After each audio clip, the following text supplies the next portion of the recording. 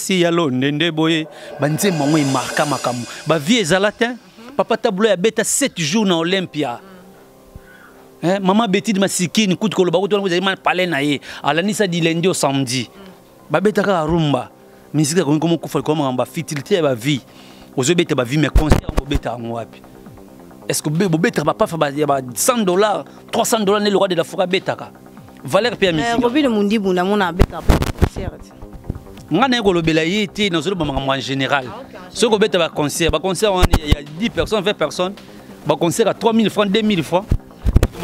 Et si c'était impolitesse, moi, je suis prêt à répondre à tout, pour s'adresser. Ce qu'il faut que tout naïe, en fait, moi, je ne suis pas son porte-parole. Bonjour, bonsoir, ça dépend de l'heure que vous allez me suivre. C'est votre humble servante, Orphika Imbe, autrement dit, Maman Bakrandeur, Maxilanga Miami, bébé Niarkos Nasuka. Une émission n'a découverte, comme d'habitude, pour nous recevoir information la source. Donc voilà, avant de recevoir ou bien de citer le nom de mon invité, je profite à saluer Bato Basoutinara Orphika Imbe et puis Bato Basoutinara ma grandeur télévision. Là je vois le boss Jack Sobanuka, Yahoudi Mouché, Nicole Mondial,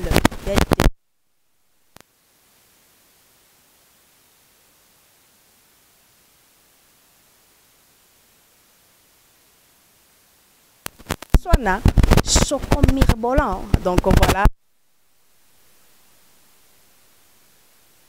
Dingara petite terre nayo, elle continue toujours na boule puis na ba conseil nayo nazo gardons toujours et puis bonzambe kaka na kati na mosala oyo po yangonde makambu. Donc voilà, sanzambe ma plein na vie na biso. Là, je vois aussi Katika Imbe, Patrick Imbe depuis l'Angola, Gwani Matota, top modèle, mon vieux John Batoumeni depuis France. Il y a Matou Idole. Il y a Matou Idole. Là, je vois aussi Bobo Mitiko depuis les États-Unis d'Amérique. Donc voilà, Koye Banandeza Mangambu. Donc je profite à recevoir mon invité. Il répond au nom de Dinara de Wenge Musique. Mesana Kosola, mingi makambwa wenge musique à maison mère, bonne santé. Bonjour d'abord. Ouais, bonjour. Maman va grandeur ya minene. Tout le monde au Barolanda Bisso, na 4 coins du monde donc voilà, tout possible nous va bonsoir, va bonjour. Voilà quoi. Boni basango ya wenge musique à maison mère depuis bolongwa na la samba bokomo na ba répétition na bino na ba salle de fête comme si moi chaleur wana ya ba répétition bozaki na ngwe sali souté. Ben oui, tant on est à souter parce que tout ça c'est ma répétition mon but je dirais pas trop public quoi n'exagère par rapport à la samba plat. Donc là tout comment on ça la ba répétition moins minute VIP. Voilà, parce que comment répéter dans les métiers, 14e rite, tout ça, et j'en profite de cette occasion pour saluer mon boss, le roi de la forêt, hein, les big boss, papa Exaucé Gladi, et puis heureux anniversaire à toi, ma sœur, Exaucé Ngiama, vraiment, Yubigara, Ayatanga Tanga, trop, mais heureux anniversaire encore. Donc voilà, Exaucé Ngiama, joyeux anniversaire de la part de Orphika Imbe, ma grandeur. C'est que le projet d'avenir, il y a répété, ceux qui n'ont qu'à bon de répéter, n'a pas bon VIP ou bien, bon, look espace moto, bokotonga. Moi, si tu mon abino morbo, ça la répétition, n'abino en public. Projet ça pour na rep n'abino. Je pense que lui-même, les boss déjà, a ça déjà réponse par rapport à la question, et a préféré que maintenant.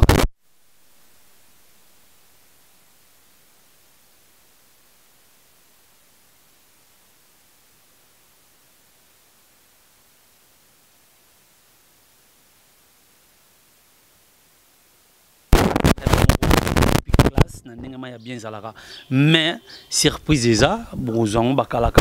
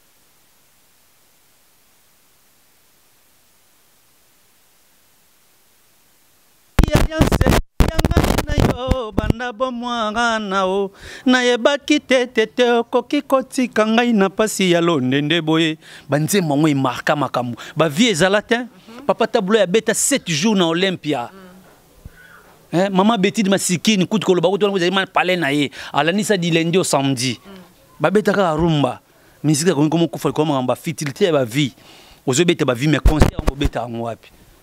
Est-ce que vous avez 100 $, 300 $, le roi de la forêt betaka. Valère Pierre Musique. Robin Mundi Bunda mon abeta concert. Ngana ko lobela yiti na zolo en général. Ce ko beta ba concert, il y a 10 personnes, 20 personnes.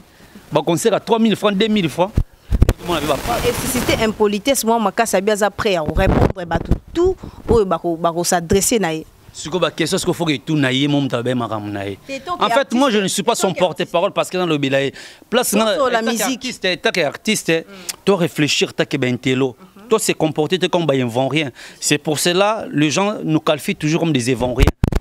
Or nous sommes des éducateurs des masses, donc nous sommes censés éduquer la masse. C'est ça notre rôle principal.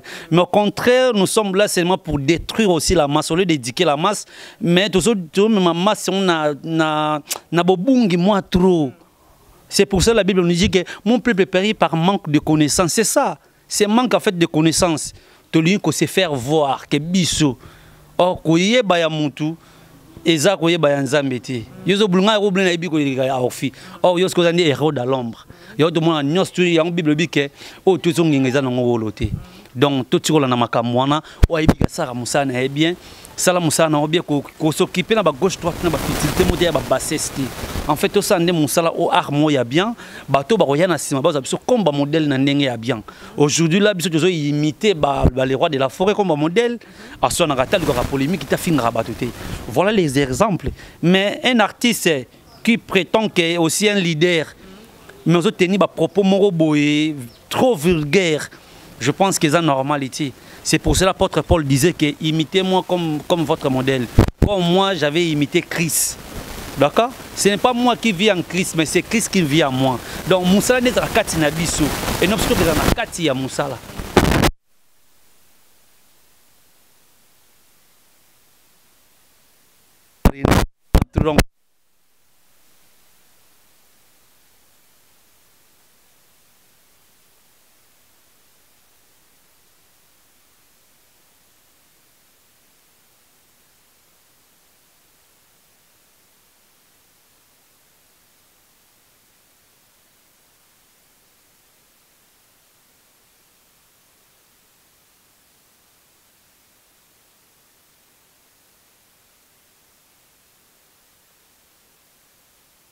Ça la musique si on a affaire à et pardon ça la carrière non yomoko dans yomoko ma leader parce qu'on a n'engé évité ça monde des autres qui là-bas afrobeat c'est oroko marakaka bon c'est ça on pose ça en Haïti et oroko marakaka parce que tout le monde a igwe de la forêt na n'enga zo avancer zo kola pe aza sou mona mukete na baki buisa pipa bon non ça va être na maison mais baba leader tilelo rien beaucoup sont appelés pe sont élus.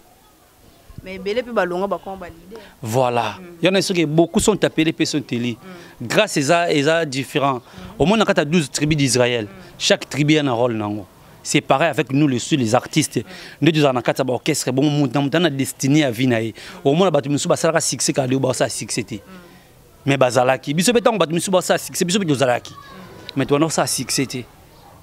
On comprend. Ba boulé que ta basala succès liboso na biso ndire ba l'équipe biso te.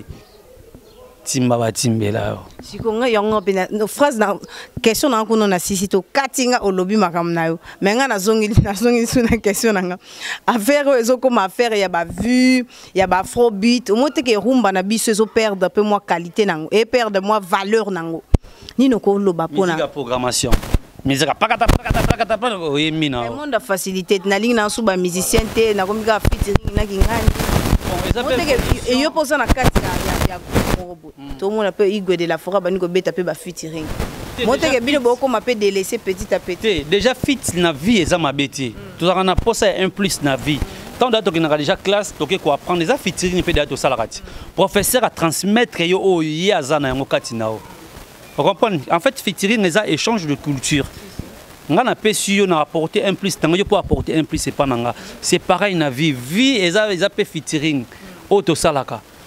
C'est pour ça que la Bible dit que Dieu il fait grâce aux hommes et il résiste aux orgueilleux. Dieu est jaloux. Et que l'homme oyaye a comme ça mutu mususu. Vous comprenez? Donc en fait vie sur même on a banenge bilo moi que banalise mon boye. Ah, non que notre scientifique était battu par la difficulté belé. Donc en bref, ezaka que tout qui est normal et changement de culture on peut m'abêter comme ça featuring m'abêter. Mon navire cause à stationner. Les anatika que au botami bébé, lingo tika bébé lingo kola. Non tozo kola. Tozala qui d'abord ba focus ni ba benga na kada libuma mère. Ozo se former, oye pour comme nourrisson, oye ba nouveau né comme ba combo, oye mineur, oye comme majeur, peut comme petit na ba troisième âge né comme. En fait ozo changer identité. Ce qu'on dit to changer identité bino boza na groupe, boza ensemble on va PC vocal, on va PC vocal. Parce que room bozo perdre valeur nango. Na ba afrobeat na ba afrobeat na habité dinara na afrobeat a royemba na modèle nini par exemple ceux qui Igo de la Afrobeat to changer G. To changer c'est OK parce que je suis un artiste. On comprend? Non, ils ont la musique, ils ont rythmique, ils ont bêta. On a la chance de la musique. Chaque musique, ils ont la façon dont ils ont la rango. Na cause afrobeat, na mon style ya rumba go zavomati. Autant na zouk musique, on a zouk, na mon genre charanga. Il marche vraiment parce qu'ils ont déjà deux musiques différentes. C'est comme ça qu'il marche. Donc, on a été artiste, nous avons la facilité à s'adapter à la musique qui se présenter devant. Il suffit qu'on respecte les normes. On a battant, on a bon, on a contre-temps. On a dit charanga, on a mis contre-temps sur le temps. Nagoya, atana mosi koko kemunanga nanga akota nazana kodenda. Vous comprenez? Atana mosi koko kemunanga nanga akota lela. Kasiti kando na zone opi mamuke na kei. Vous comprenez? Parce que zouk azara un peu rumba mais rumba te. Vous comprenez? Donc tempo et vitesse mutuzo différencier yango. Donc tant qu'un artiste n'a pas ça différence la musique, n'a pas c'est comme c'est pour ça que l'homme se mesure devant l'obstacle. Donc obstacle monsieur y n'a pas non musique donc on a fait un début. Donc musique ça maintenant y a bali toujours musique. Même si on a nuance mon qui est à côté, mais on a toujours na kata musique. Voilà. Donc voilà, félicitations à Kabose Boulé Mupona Mbanga Nambanga. Mbanga Kaka pardon, Afrobeat et Salipé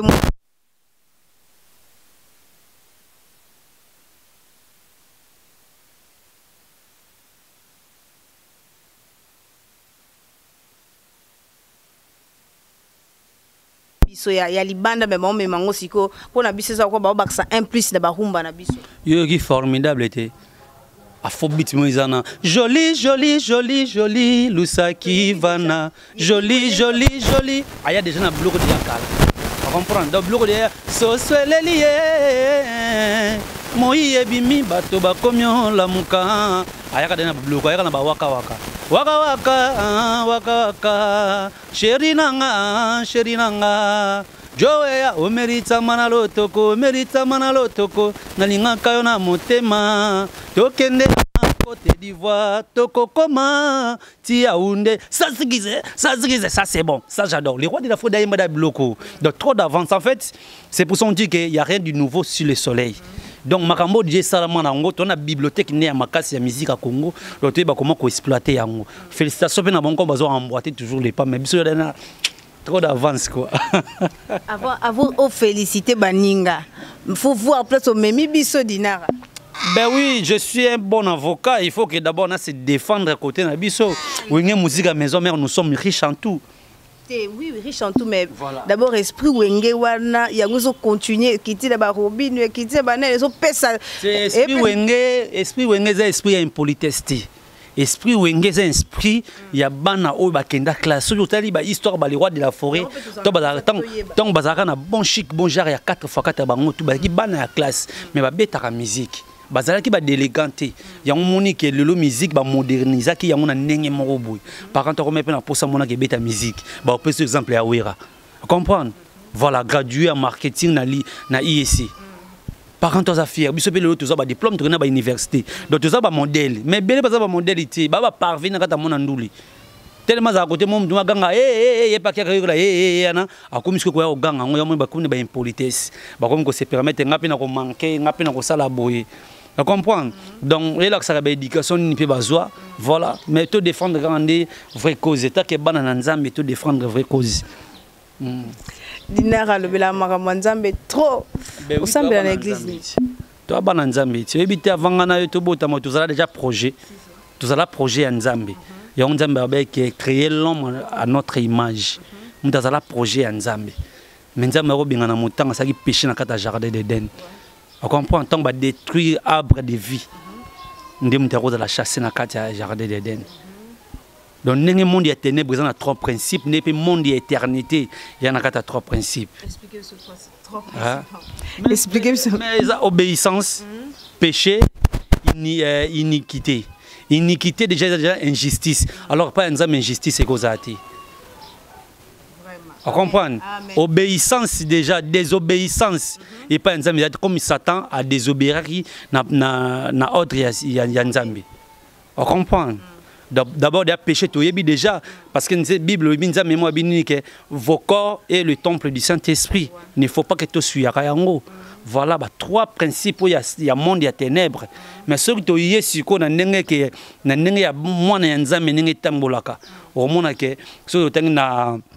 dans 1 Corinthiens 1, Bible dit l'esprit c'est son du même profondeur de la mer.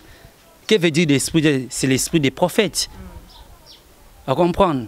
Voilà. Donc voilà tout sur la mingi, ma formidable. Continue à bonzambe mingi, pour nous amener à diriger mission pour appeler mission souffle de vie. Merci Seigneur pour la souffle. Toujours gloire. Tout comme ça a grandeur naïe. Encore pourtant tout ça, propagande y a ma moussous qui a fertilité. Bon, c'est grandeur ya Nzambe. Voilà, Nzambe d'ailleurs en élévation tout. D'accord, c'est l'élévation de l'Éternel qui a enrichi. Donc on doit tout le temps pour ça mon kilo, tout le monde a dit des balles pour visiter bango. Mais on finish, tu as toujours mortel. On comprend, il y a un mutu, il y a un babingi qui a mutu, musala ko mutu nyama. Mutako mokufa lokola nyama. Nyama kota na Zamba ebite mutambo eza kenako kimare. Akika ba kanga no mutamba kufinde lu batuko mokufa. On comprend. Or, mutako za lokola nyama te. Ya mo ntango Nzamba kelaki mutati na kata jardin d'Éden apesa ki enyanso. Mais Satan mutaki ko détruire. Kota liseke non mon so toucher arbre de vie wana okokana na yi. Ya ngwa linga te bo simba yango. Place vie ya monte beba ki yango wana. Mutako misko mortel. On comprend. Or, faut ça ba immortel.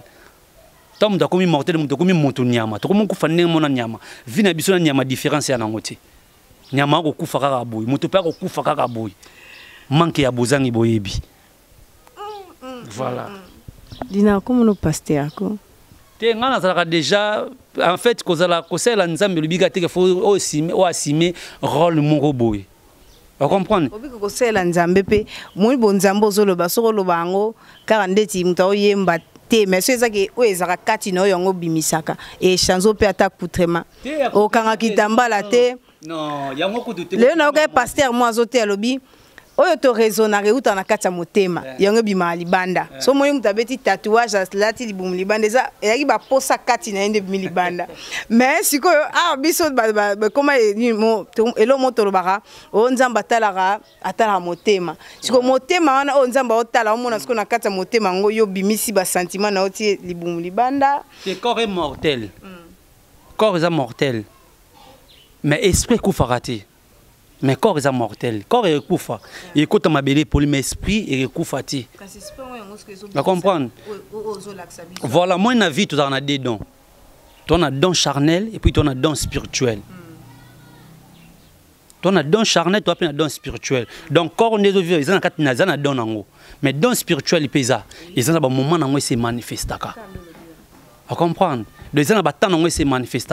On a précipité hypocrisie. Non, la Bible condamne ça. Il y a un sauté dans Romains 15 Seigneur Jésus qui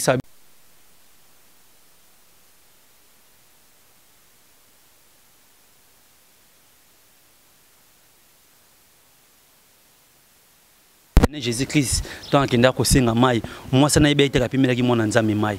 Aïe ba quitter. Donc on a vu photos à prudent. Il y a une Bible dit aimez-vous les uns les autres comme Dieu vous a aimé. Il a envoyé son fils aimé. Votre église de Noir boyba Bible ma casse. C'est une église de Noir ti. On a chrétien. mais on a chrétien. C'est moi tout ça on est monsieur sans ça église moi bolobela pe comment. Déjà je suis né kimbangiste. Dans une enseignement kimbangiste, na sambela na kimwene et puis na zorape sous enseignement na kata église lelo. Na batana ngana disposer kana ça makambo na ngai. Na kipaka na nyonso chaque chose à son temps. Chaque chose à son temps. Na place c'est une makambo nzambe na kana ba recherche beaucoup plus. Parce que toutes choses les gens na kata monde yango ba choses mo passagères et les kanango. Mais à part cette vie on a vu musu la vie à éternité. Quand on voit que parole ya Seigneur, les paroles mo ya éternité. Les paroles ici la rati.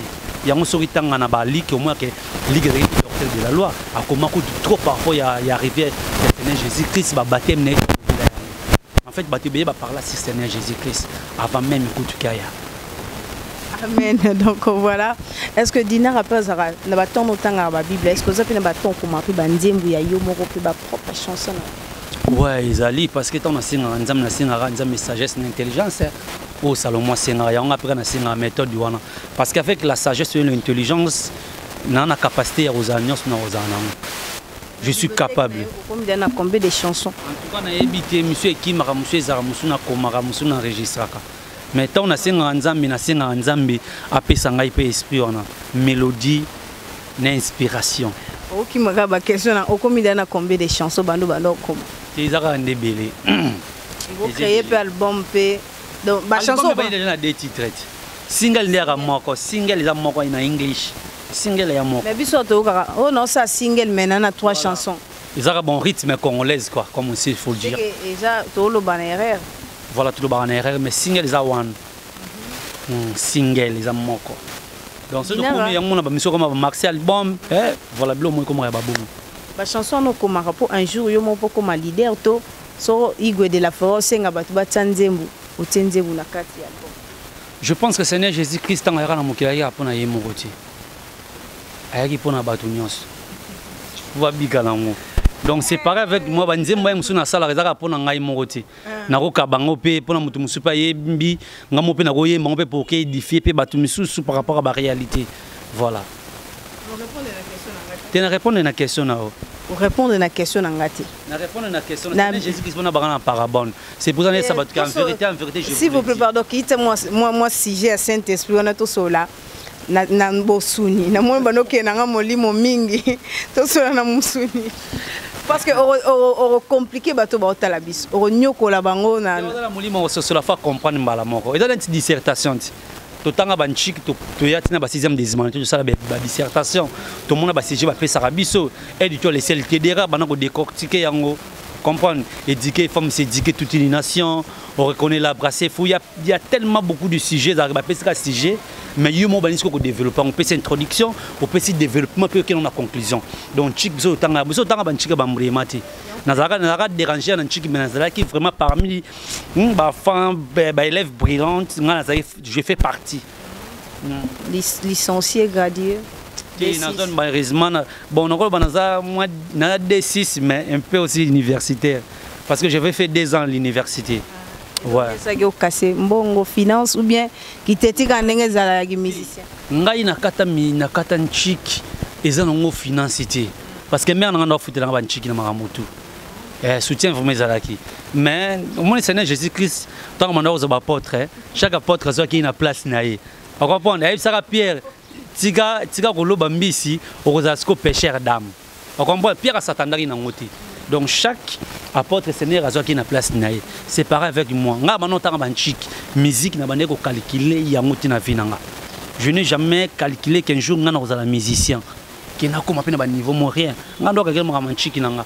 Nakenda kisango nazaka déjà na petit séminaire na vunda après séminaire au mécanique générale na diplôme de mécanique générale ton aki na ça mécanique appliquée on comprendre donc sorte na parcours na musique ezati mais musique ezati ko na ndengeni parce que je suis né dans une famille chrétienne qui est gimbangiste donc na kata église na gimbangiste na sali qui scout et le liboso na musique liboso na simi na vila ngaza flûte na kata flûte da totanga da ba solfège ndeto yeko la musique na kata église na mi na GTK na mi na koreki na mi na dirigeant mais tino yemba bongo calcul ya ndule ati mais sindu les obeta boye na yo ka musique na oyemba mais na calcul na vilanga musicien rien Mais qu'est-ce qui t'a motivé pour réaliser ma rêve là?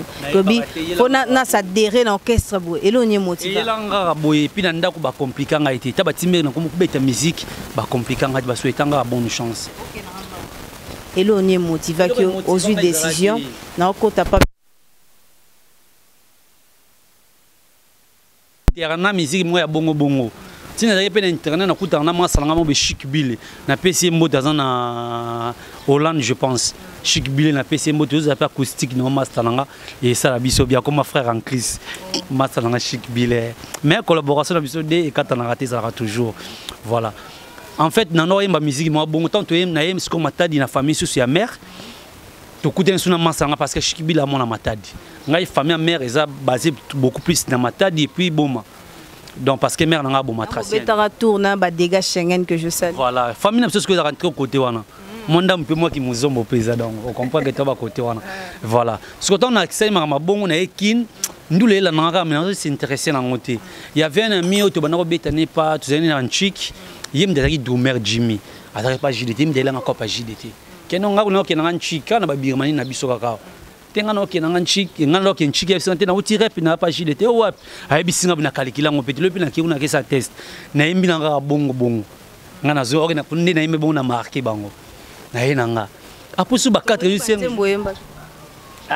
mobembo Mobembo tala nenge na kei koluka la vie mobembo na tiki anga bolingo na pale na belelio ya moto mesa koka bola ba bolinga bato na belelio na imanzimbo wana yemba ki bongo bongo te o yemba ki ndepo marqué bango tesiko na yemba boye na yembi zota na kolisi musique maintenant na kena na yemba nzemo parce que au départ na pe sous fanatique wenge musique à maison mère tout de majorité 80%.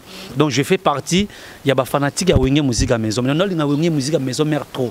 Mais alors c'est pas la musique m'orchestre na de base dans kumisa wenge musique à maison parce que da ser na da Dorothée Mafuta aza déjà par une ba première dame ya wenge musique à maison mais ba membre de soutien au monde ba Blandini Pemba do ba génération wana donc ser na Dorothée Mafuta muta ba génération na kati ya maison mère donc nazaki déjà mutu mo lenaki déjà mourir ya musique mais ya ochango bakati mais na mega na oyema ne masa isa oh mais kuna bazo luka yo tona yuna beba komo yamba mais tona luka tona yeba ndo luka ngame babaninga siko bakanai ne okuta siko bat bayemba siko da kolika parce que banoyima bokesa ba quartier bayeba na yemba na boyo yemba na boyo ngaso tona ino kamo bondi bat boyemba boyo bazo improviser ba improviser ndeni ngape komo luka siko na kota siko na ben siko musique c'est là que na komo zwa ben ya jagi pa oti potoyer ayo kibiso tanga biga bon to sala des équipes équipe ana équipe benga na CPD pour les besoins de équipe ah non zalaté ou est-ce que quoi musique que comme il y a déjà na ah so ayi mo ebe ke ninga sali be équipe bona pour renforcer ba équipe beba comme fort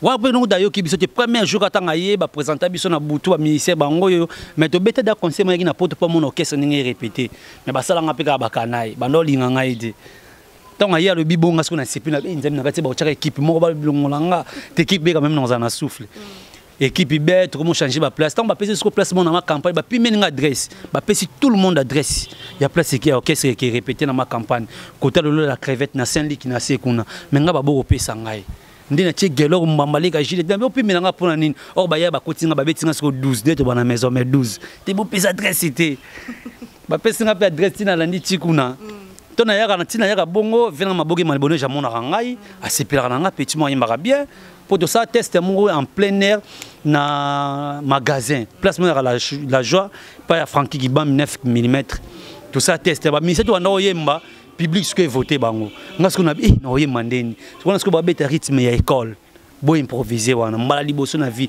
na yemba bo kitambo ibukana plein à craquer zo lekilanga moko j'ai déjà tenu yo mona kitambo memba na tene na uti na ngiringiri nena nga koyemba nga muske lekeli ngai nga ba nga mtatanto plutôt me bato bazo sepela nga bondeni départ wana pe bandi tipi na kekuna sko campagne ma beske bandi balinga ku tena yemba changa su ba kitana tina na groupe C bagenda na groupe C mais VPsko teke leader ah chaka débrouiller bien mais toujours moro ndé ba zepe ba kisi belé placement na mona so kisi sala parce que ba no takenga na nenga kinga fonga peka ba prière ba chama aveugle mo ba mona yote bamona yo te bango kaka en plus muta sala nga bon les jours on a ça na resira yi oh que j'ai des temps dimingai ba une semaine on a sanga comme des azali mona selimbao je me souviens que bando bien sur énergie ba comme mora bonga ina ba loss molo te yete wana ba petit na biso wana ba yeko du ciment biso de kembi c'est déjà orchestre biso de yambi bango ba yeka sur ba 2000 ba 2015 lo mo bongo ba ye comprendre donc tant que doit on se ba comme moye manzi mo ba ko kangote tonai manzi mo ya les marquis ba yemba ya Ernest Makiadi nesa kenana embo ka Canada koluka mbongo ya villa po kilo katana komilango e komi kotamwisanga kini mobimanga lukesi kaya kofanda awa konesa zanga Makiadi nzimo no be ba ko kangote de nango ba ko kati bi ba fani ngata leader ba 20h ayisinga mekano tona meki ba kere fandi nakena nzimo tina suka banda wana na jusqu'au place nakomoya ce qu'on a comme kota et parce que ça bon sans soutien ba ya tout bazana bana bandeli bazo côté la bango tellement j'ai été mon bandeli ba ta bandeli ba oche ba pression te yefazala comme on dit petit à petit l'oiseau fait son nid c'est bien jusqu'au procès imposer mais il a facilité mais tina ko s'imposer bango ba lungo na tika parce qu'on a reni na mbende obi ne okapa mise mo peka uta pa jidetabi ba dinara na balingi kisi makasi biso tozo accepter mais yoka siko histoire place e banda ba souffrance e balikemba nabi ba kota l'émission parti on a relaxango ba yo tolingi kisi makasi dinara lingi kisi abotola ko na JDT ba fan ba kombo to bora po JDT pa ndo bora ba kombo alingi kisi fa mota zo motema ya JDT na dinara lingi kisi maison mère et makasi mais on a un album Missus donc c'est comme nganga donc tera nzamba sala na ye au moins mutu so se confier na nzamba ko za jamais déci ata lelo biko no sepela c'est prévané job IP azaki na bozu ebele donc ça t'a ko tenter nzamba bi se toucher non mais amener ko toucher te a souffrir qui ba toi minimiser qui na ba niveau tout même famille na yé mon père minimiser qui mais au moins te nzamba on ko sembela tiki yo na yeba ai confier na nzamba rozong ça sous pour accompagner nango donc voilà biso ba o le to témoin donc ma fille ça on comprend tant donc on va vivre na lumière na ça témoignage à